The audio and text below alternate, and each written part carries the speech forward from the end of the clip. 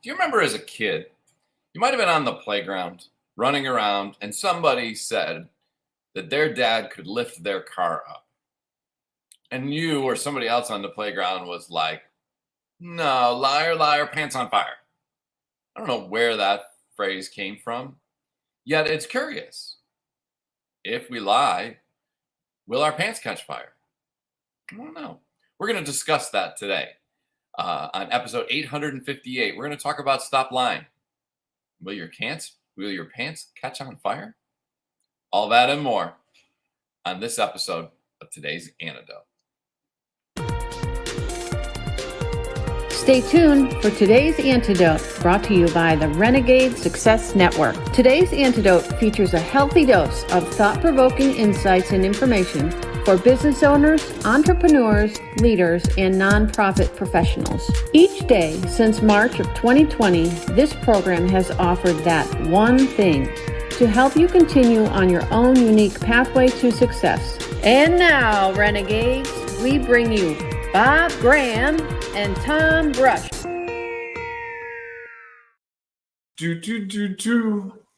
Tom, I have no idea how this happened, but it didn't catch me until you were doing the intro. Anyone who knew me for about 15 years would know that I would say LLPOF all the time. You'd be like, what's that? I'd be liar, liar, pants on fire all the time. It'd be like if someone said something crazy, I'd be, but LLPOF. I've totally forgotten in that. High school or college or recently? Oh, I probably think 20 years, probably from high school right through probably till I was 40.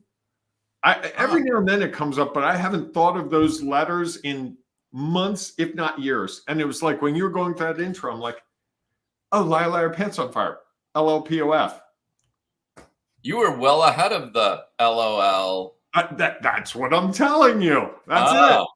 I was what is it? Texting. If I thought of emojis, if I had thought of the poop emoji, I would have been rich. Well, I don't know about rich. You would have had some notoriety. Let's put it that Lots of deposits. Go on. It's Friday. I don't know what to even do with that comment. Anyhow, so I think I thought it was pretty good, actually. It was. I would say that it was impactful and inappropriate in some ways. I thought it was it was kind of clean. You know, it wasn't the worst. I try not to judge best worst. Just what's real. So, all right, everyone. Good morning and welcome to today's Antidote, our daily broadcast and podcast. We go up from here. Usually it goes down, doesn't it? Anyhow, I hope it doesn't go up. Yes, having completely deep cleansing breaths. There you go. Where each week we have a conversation around a topic. This week's topic is stop lying. And today, as I mentioned in the opening, we're going to talk about, will your pants really catch on fire?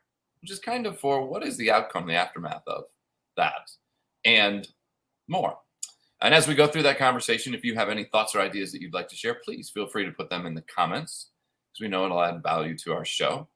And at the conclusion of our conversation, we will each share our one thing, our today's antidote, that thing that we hope will help you if you figure out how to get, or if you're stuck and can't figure out how to take your next step. And of course, if you have a one thing, please feel free to share it as well.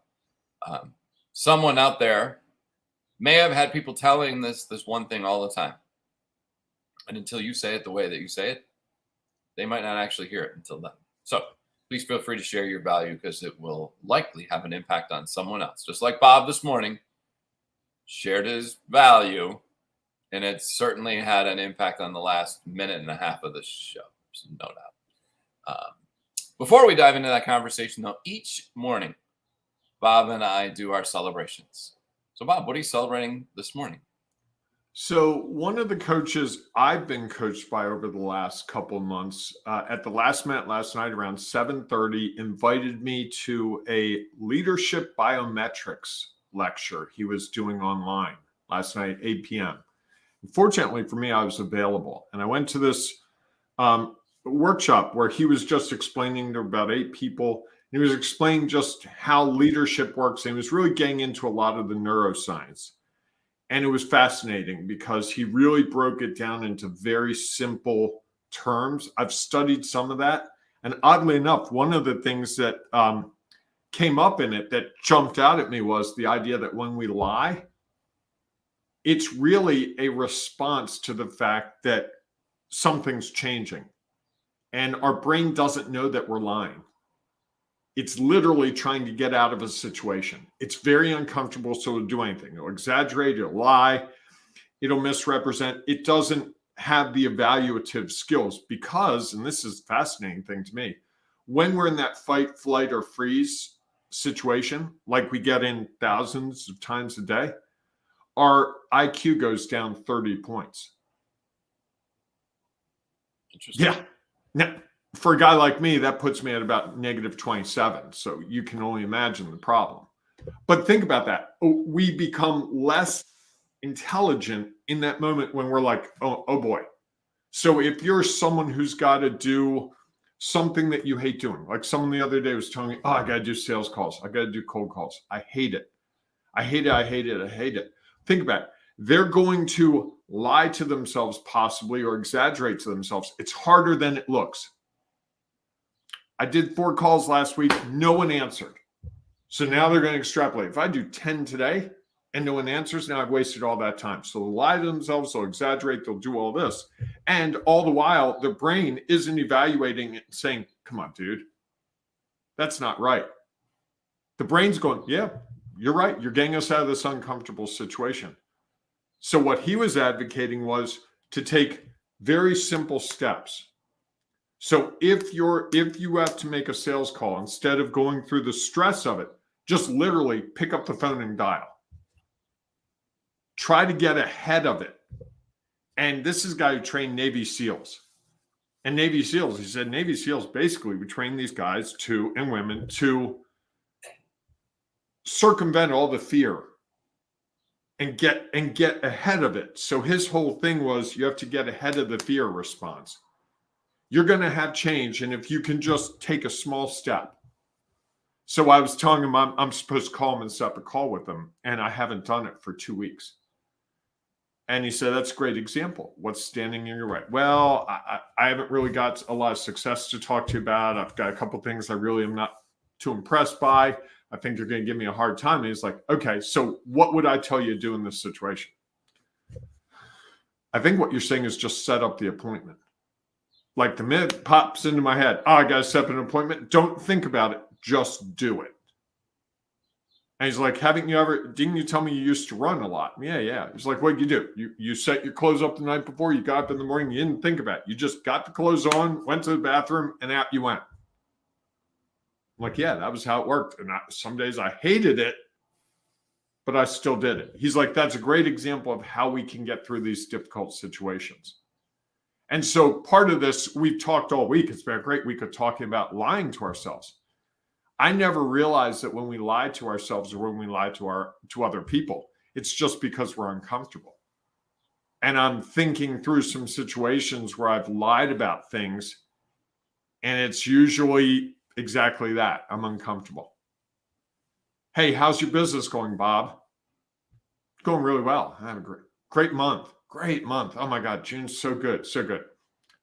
I don't want to be uncomfortable and be like, Tom, hey, it's kind of a rough month. I don't know. I don't have any new clients. I've been off my game. That's a hard discussion. So it's easier to just go, oh, it's going great. And we do it every day when someone says, so is what? Hey, how you doing? Oh, I'm doing great. Awesome. Or if you talk to a little kid, no matter what question you ask a little kid, if you're an adult, what's their answer? Good. You enjoying the good weather? Good. Sorry, that wasn't a good, bad question. I was at a thing yesterday where a kid did that. They're like, hey, so what grade are you in? Good. And I was like, oh, which grade's that? And he had to catch himself because we're so programmed. And I thought it was really fascinating in the context of what we've been discussing all week, that stop lying it's got neurochemical activity going on in our brains. We're discomforted by things, and that can encourage us to lie, to misrepresent, to embellish, to exaggerate, because we'll do anything to be comfortable. So that's what I'm celebrating today, that little discovery that fits within the context of all this. And I probably represented it poorly because I tried to do it in about 4 minutes and his workshop was 75 minutes. But I think you get the highlights. Does that make any sense at all to you? Sure. I was just curious, is the inverse correct? That if a leader drops that 30 points in their IQ when in fear, does it go up 30 when they are not in fear? Well, here's the thing. Or is it the same if you're too far into not celebration, but you're too far. You're in that fight, flight, or freeze situation. Whenever change occurs, good change, bad change, your body is programmed. You're on this earth today because people way before you, all the way back, were able to figure out whether to fight, flight, or freeze. Lion's coming at you. You got to make a quick decision. You're genetically here because you won the lottery that some ancestor of yours didn't get eaten by a lion or a dinosaur, or you didn't have, syphilis, or pick another disease, but think about it. There are all these things that could have come along. Of course. Whoever was in before you made decisions, or they got very lucky, whatever it was, but we're programmed that there's a stressor. So when you started to ask that question, I immediately could feel in my head, I'm like, oh crap, I shouldn't have done this. I'm getting into water I don't know how to tread in. Tom's going to ask me a question. I'm going to look stupid. And all I wanted to do, I could feel myself in my head. And this is what I'm really getting at. Watch your reaction. My reaction was, I'm going to tell a joke. I'm going to tell a joke and get us away from this topic for 3 seconds or 3 minutes. But knowing you'd be like, oh, that was really funny, Bob. Now back to our topic. So that discomfort doesn't have to be like, oh, the building's on fire. It could be as simple as, okay, Tom's going to challenge me, or Tom's going to ask me a question that I'm not really prepared for. But it's set in my head the whole, why did I go down this road? I really don't know what I'm talking about. Now I look stupid. This was a bad idea. Someone's probably watching this program but we all do this. Maybe. We all have they're going like that. And that's the thing, that just the fact that I could see my reaction to it this morning and be able in real time to go, this is what I'm doing. So now I have the ability to say, okay, I'm going to stop. I'm going to try to listen to Tom, and I'm not going to let that fear, fight, or flight response, which typically for me, and go back and look at programs, be like, when does Bob joke? Well, he's uncomfortable every single time.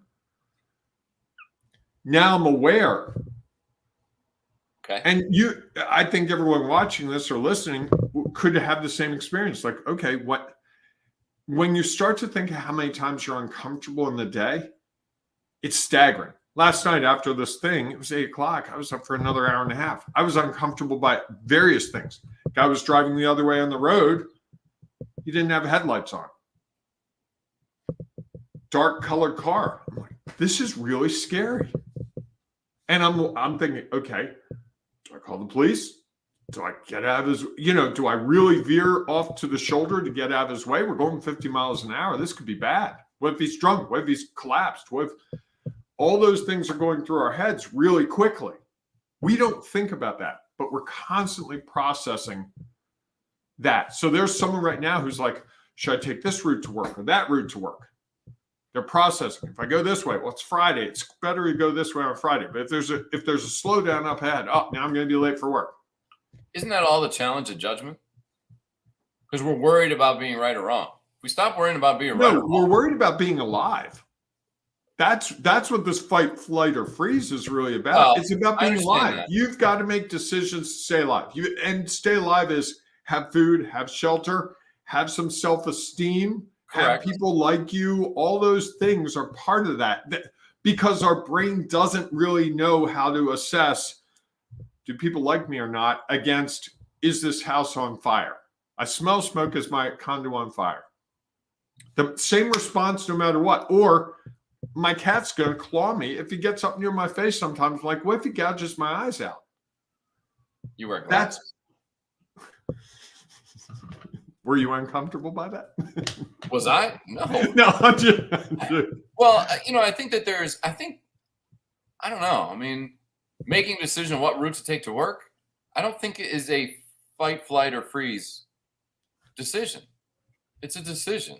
But it could be about, what if I'm late? Which way do I go to get there? I'm running 5 minutes late. I've got to pick the right route to get there. And right or wrong is one of those things. That's what he was saying. The minute we start to think about right or wrong, good or bad, up or down, and you and I need to talk about this more, that's when we start to go on a negative pathway through this fear, frustration, anxiety, stress, all that starts. And you wonder why I try to stop using the word right or wrong? Absolutely. That's exactly what he would say. Yeah. He's like, if someone says something you disagree, he would tell you, hey, ask him, hey, I hadn't thought about it that way. Tell me more. He did this. I tried to challenge him on something during the workshop. And he's like, okay, you said this is a challenge. Is it really a challenge, Bob? I'm like, well, I don't know. He's like, all right, tell me what you're thinking. It was completely not what he was thinking, but he wanted to understand my perspective, and he came back to it later and said, Bob's perspective really falls into this way. Because he's trying to learn. He's not trying to judge. You would like Coach Mac. It sounds like I might like. Although, and I'll go back to my original question. I think is there, if you're in the fight, to me, fight, flight, or freeze is in fear. There's the opposite of not being in fear. Do we get smarter when we're not in fear? When we're we didn't go into that. We didn't really talk about it. We did talk about the fact that if you have an elevated level of, I think it's cortisol, if you're in a good place, so you fall in love with someone, everything's great in that relationship, and you're having a lovely time for the first month or two or a couple weeks, your body can't maintain that. It's too much energy. So at a certain point, it's going to say, dude, you got to chill. And you might get into a fight just to chill. That it's like regulation. So you hear about couples getting in their first fight, and it's not because they want to fight. It's because they've had this elevated state for so long that they can't maintain it. Well, and I think I would almost argue, I don't know, I have to think more about this, that when they're in that elevated state that you discuss, they're 30 points. They're not as bright on. I don't think so.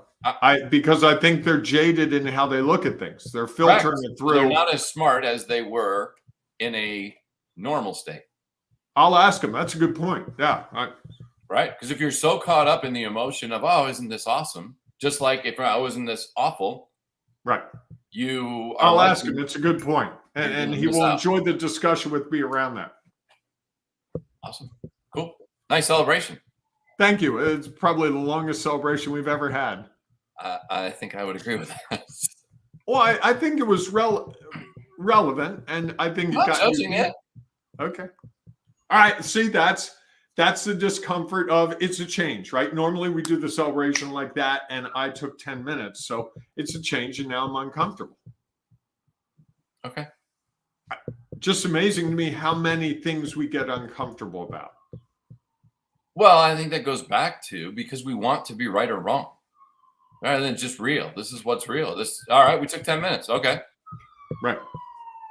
I'm not bothered by that. It's just you have nowhere to be, right? It's Friday. Well, I mean, I do. Clearly that ambulance or police car does. Ambulance. Okay.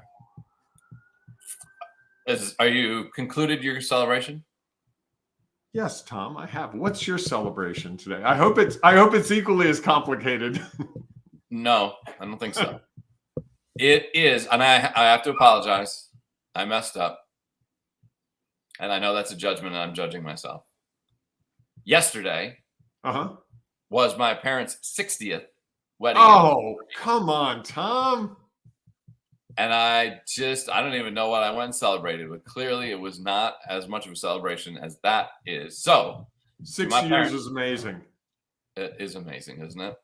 Hard to think. I got to meet your parents on one of our Zoom calls during COVID. They were so incredibly sweet and so incredibly proud of Tom. Tom or Tommy to them? Tommy? Tommy, probably. Yeah. Dean's with us this morning. Hey, I love my good affirmation. Chill, Bob. It was a good conversation that provided insight to those of us in attendance. Dean, you're the man. Send me your mailing address. Get me your mailing address. I will send you a copy of my book, autographed. That's the comment of the day. I love it. He attended the same thing, or he gave the No. This is just now, I think. Oh, for those of us in attendance right now. Got it. I do like the way he starts, chill, Bob. That's probably a phrase that I should. That probably should be the way every comment should start. Yes. So anyhow, kudos and congratulations. I think you could get some traction with that. Probably. Bring that up next Wednesday at our meeting. Will do. So kudos and congratulations to my parents on 60 years of wedded bliss. And they really, when I saw them, they looked really happy with each other. You know, it didn't look like genuinely two people that it wasn't like, oh my God, 60 years. They seemed really excited to be around each other. Yeah, I would agree. So, yeah. Excellent. All right. 21 minutes in. Want to dive into our topic? I do. And it gets back to what we were saying before, right? We worry that our pants are on fire because we have this change and we're in fear. Or we're anxious because we're doing something we've never done before. And so that's why we consider lying. I think, yeah. I certainly do. And I have. And until last night, I couldn't figure out why it just happens. There have been times where, going way back, where I would tell a lie and I'd be like, I'm like looking down at Bob from above and going, who is this guy? Where is this coming from? Now I'm looking back at some of those situations right this minute and going, boy, I was really uncomfortable. And I guess that's part of the aftermath, right? I mean, it really, if the given the saying is what it is, it's really like what will happen if you do this. And I think it's an interesting consideration of what are the results or the after effects of when we don't share where we truly are, what's real for us. And go ahead. I'm sorry. No. I was going to say, in a sales situation, someone says, does your product or service do this thing? And you're like, in your head, you're going, no, it doesn't. They're not going to buy from me. I'm sitting at this desk with this person. I really need this sale. It's Friday. I've got a mortgage payment coming up. I've got a car payment coming up. I've got people to support. And rather than say, oh, how would that help you? And, we can work that in. It's much easier to say, hey, yeah, I'd do that. I had someone ask me yesterday in a sales situation, like, so you have these 21 things that you do. Do you do them all as well? And my first reaction was, yeah, of course. In my head, I'm like, yeah, it's a sales situation. I got to tell this guy to do all 21 because what if he picks the one I say I'm not really great at? And then I said, well, there's some that I'm really comfortable with because I've been doing them for 30 years. Others I've learned. He's like, oh, what are the 4 or 5 that you're really comfortable with? I went through the 4 or 5. He's like, oh, okay. You've done the others. Yeah, I've done the others. And I've done them, no one's died from it. And he was like, oh, good answer. Good answer. But even then, it would have been so easy to lie and say, yeah, I've done all 21 million times. Because I'm uncomfortable because he's asking me a question and clearly I'm not as good at all 21 things as someone else. And when I was teaching college courses, hey, have you ever taught this before? No, I haven't. Sometimes no, I haven't. I'll give it a try. Sometimes like, not me. And other times I was like, well, it's really close to this. So if I can do this, I can extrapolate and do that. versus just being straight and going, no, I haven't. And I think in a lot of those cases where I would have said, no, I haven't, they would have said, okay, give it a shot. You seem like a smart guy. You figure these things out. You had to learn how to do what you do. This isn't that far of a stretch, so go there. And I think that's the part of our head that's getting in the way is, if I don't do everything, a customer or client is not going to want me to do anything. And the worst case is you're in a sales situation, you think you have this prospective client, they're going to become a customer of yours, and they ask the question, you can't answer it, or you don't have the thing that they're looking for. Instead of saying, hey, I don't have that, but Tom does. It'd be so easy to just say, I'm going to do it. So what catches on fire? I would argue if someone comes and says, hey, I have a nonprofit, and I really need some help with some leadership stuff. Bob, can you help me? I could say, yeah, I could do that. Oh, have you worked with nonprofits? Yeah, one or two. And I was an employee of a couple. So I know that world. Or I could say, hey, you know what? I want to give you the best thing I can do for you. So I'm going to send you to my friend Tom. He does this day and night. He really understands nonprofits a way that I just don't. And so I want to make that connection, see if you guys can work together, because I want what's best for you. Now, at that point, I run the risk of losing, not the risk. Odds are really high. I'm not making $1. I mean, you might take me to lunch or dinner one day and say, thanks, Bob. That was really great. It's about that. Actually, Tom does that a lot. So I should. Well, here's the other side of that, I think, too, is, and I forget what you just said, but it was intriguing to me, was something like, if I can't do everything, they're not going to buy from me. Correct. Well, that's what I said. Well, and that's the feeling I think we have when we go into a sales setting. Well, here's the thing I think also that sometimes the buyer has, is if they can't do everything, they can't help me with anything. And I think that is a lie. That person who comes to you and says, hey, I have a nonprofit and here's where I'm. Could you help them with things? Yes. And I think people make decisions that, well, Bob can't help me with everything, so I need to go somewhere else.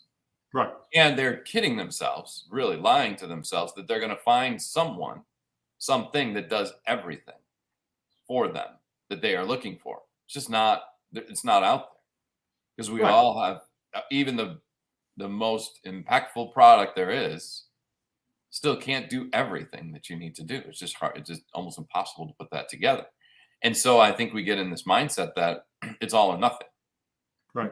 One way or the other, either the seller or the buyer.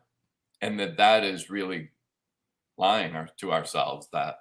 And so we miss out on the opportunity of gaining the value of the person who can help us with something. Because it may be outside the field, like I worked with a company a couple of years ago, and I had never worked in that industry. And they had coaches in their industry, and having me from outside the industry, I brought a new perspective to what they were doing. It was much broader, because people in the industry are, you got to do this, here's research. I didn't have all that research. I had some common sense and some customer perspective based on what I'd heard other people say. That brought to them a new sensibility, like, well, everyone knows that. No, like the one thing was they can cancel at any time. I'm like, I heard 2 of your discussions. You didn't say that to them. Well, they know that. I had to ask you after the 2 discussions whether they could cancel at any time. I'm paying close attention because you're paying me. You think the person who's being bombarded with all the information about how this works so well understands that they can cancel at any time? They're like, well, they should know that. That's just an industry standard. I'm like, I don't know your industry standards. Which is the value you provide sometimes. Right. The fact that we aren't so into it means that we see that from a different perspective. So your nonprofit person example, not that I wouldn't want to work with them, not that I don't think I could add value to them, I could. Yet there are some things that my perspective, because I'm so close to it, the industry, might be there's things I might be missing out on. One of the reasons why I enjoy also working with small business owners and leaders is that it is a different perspective, and it requires me to look at things with another and be able to say, I'm taking off this hat and putting on another hat. And not that I have everything, and yet I have some things that allow me to look at it differently. That just because, we were having a conversation before about somebody who has a franchise, and, they are afraid that they're going to do something that the franchise wouldn't agree with. Well, likely it might be a good thing, because if everybody in the franchise is doing the exact same thing, how do you stand out? Right. How do you become the unique person out there that is doing something a little different? And we'll get noticed for that. And the person you're meant to be, right? The renegade. Not just Right. something different to be different than them, but to be unique to you. Correct. If you said to me, Bob, you can't joke around on this broadcast, I'd never do it again. It just wouldn't happen, because that's me. I'm going to move my hands around. That's me. I can hold them. I can put them on my desk, and I can try as hard as I want. But what you'll see is my head moves more. That's just me. You can't take that away. And I think so often that's what we kind of do. We straitjacket ourselves to fit whatever we expect. Oh, this, I remember someone said to me, you're going to this workshop, you're going to speak. There's a guy there who's not going to do this activity. I said, okay, if he doesn't do the activity. He was the first one to do it. I had 75 lumber people playing kazoos. And the person who told me that you're never going to pull this off. Piece of cake. And it didn't, but that's a case where someone said, don't do it. And I wanted to be me. It's like, okay, if it fails, what's the worst thing? And I think you and I have gotten pretty good at that in a lot of our presentations, in our networking events, and in the Renegade Success Network. Honestly, I think there's a lot of pushing people to at least consider options outside of the easy one that they had in mind. What if you actually considered this? What if you gave up this thing you've been talking about doing for 20 years? What? I can't. Having that discussion, I think that's part of what good coaching really brings to someone, is that outside perspective that either reinforces, wow, I really do want to do this thing. How can I make it happen? Or I really don't.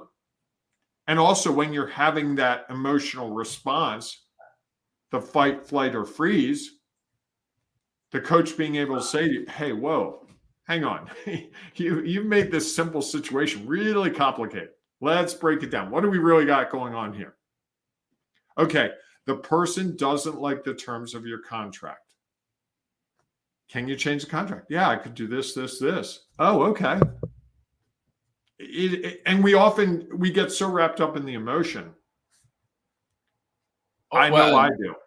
Even in this program, I hear myself sometimes get wrapped up in the emotion. I know about 20 minutes ago I did. Okay. Makes for a good broadcast. And I think one of the challenges with that is that we're worried about going back to, are we right or wrong? And how are other people going to judge us? Or how are we going to judge ourselves? Or are people going to see us as good or bad? That's the other thing. I think it's right or wrong, good or bad. I think we want to be right. I think we're worried about how people judge us. Well, if I can't deal with nonprofits, this person's going to tell 10 other people how bad I am. And they're going to say, oh, go work with Tom, go work with Tom, go work with Tom. And I'll never find another client. I think that mindset goes through our heads, at least briefly, if not longer. Yes, because I think we're worried about that. It gets worried about what are the results that we can't control. And right. I think all those things sort of tie in together of, we start feeling one way, and so we make decisions. And one of the decisions might be that we decide to say something that isn't true, or believe something that isn't true. And so we say something else that actually is true and yet isn't as beneficial to us as it could have been. Right. Is that your one thing? I think so. I'm going to go back to what I said earlier, the stop lying and will your pants really catch fire? I think a lot of it's really knowing how we're wired and how we operate and realizing why we might feel like we need to lie? What's behind that? Because once you start telling a lie, kind of begets another lie and another lie. And it gets really hard to operate with the lie. It's like, what did I tell this person? I told this person this, that person that, and what the two people get together for the same lunch. And been there, done that. Well, and that's the aftermath, right? I think it's one of those things Right. that just like your pants, if your pants start catching fire, it's kind of hard got to put them problem. out. There's a problem and it's hard to put them out. Yeah. And I wouldn't know. I've never had that happen. No, I haven't either. Although usually when something catches on fire, it keeps going. And I think that's the thing that we don't consider is we're thinking about how does it potentially solve one issue in the moment. Yet it leads usually to other things that we have a harder and harder time trying to put out. That might be my one thing. Okay. I like that. That's good. Well, it's been a wild week of discussions. As long as we've haven't been lying throughout the Thank you, Jen, for the topic. It's been a really good week. Yes. And like Jen, if others have a topic they would like us to explore, please feel free to share it with Bob and I, because we would love to have a conversation around something that you think would be of value. So please feel free to send us a note, drop us a line. If you're listening to the podcast, join us inside of our Sculpt Your Business Facebook group, where you can share your thoughts and ideas there, or a topic that you'd like us to take on. And it doesn't have to be fully thought out either. It could be, hey, I'm having an issue with this. I don't know if this is something you guys want to talk about. You don't have to have a 2-word title like Stop Lying. We'll do that work. Right? Sure. I mean, it would be great if they mapped out 5 days for us perfectly, with the little screens and all hand delivered. But I think that's a big expectation. I think just, hey, I've been struggling with X. And do you think we could actually follow that script if somebody gave that to us? Probably would be lying if we said we could. No, I think we could. I think it would be fun to. I would love to be within the constraints. No, I think that would. Yes. No, you wouldn't. We've stuck to Stop Lying all week. Yes, that's the big hit a broad button, topic, you're not muted. the What did you little. do to get muted? You're muted. I'm not muted. I don't know. Am I muted now? Now you're muted. Are you playing with me?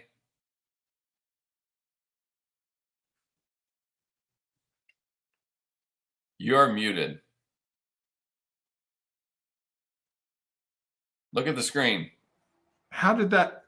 I don't know what happened. I think you muted. I don't think I was ever muted. I have no idea what's happening. Well, that probably isn't a lie.